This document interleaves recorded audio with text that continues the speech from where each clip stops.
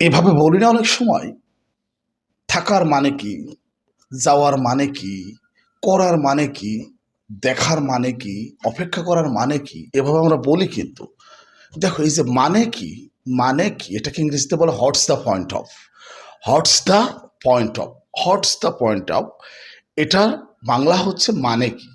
মানে কি আমরা বলি কিন্তু অনেক সময়, যাওয়ার মানে কি, পড়ার মানে কি, থাকার মানে কি, এভাবে বলি। আচ্ছা দেখো, এই যে এই ধরনের হাজার হাজার বাংলা সেন্টেন্সগুলোকে খুব সহজে ইংরেজিতে রূপ দিতে পারবে যদি এই স্ট্রাকচারটা একটু মনে রাখো। স্ট্রাকচারটা হচ্ছে এরকম: হটস দ্য পয়েন্ট অফ প্লাস মূল ভার্বের সাথে আইএনজি যোগ, হটস দ্য পয়েন্ট অফ প্লাস মূল ভার্বের সাথে আইএনজি যোগ। জাস্ট এই স্ট্রাকচারটা একটু মনে রাখতে হবে। আচ্ছা চলো উদাহরণ প্র্যাকটিস করি, তাহলে খুব সহজে বুঝতে পারবে। থাকার মানে কি, what's the point of staying, stay মানে থাকা, স্টের সাথে আইএনজি যোগ করতে হবে, তাহলে what's the point of staying. যাওয়ার মানে কি, what's the point of going. লেখার মানে কি, what's the point of writing.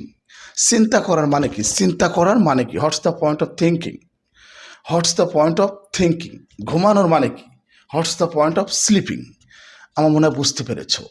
দেখো এইভাবে কিন্তু বলি আমরা কথা, যেমন পড়ার মানে কি, থাকার মানে কি, যাওয়ার মানে কি, করার মানে কি, ঘুমানোর মানে কি, মানে এক ধরনের সেন্স আছে, এভাবে আমরা বলি, এভাবে বলতে হয় অনেক সময় বাংলায়।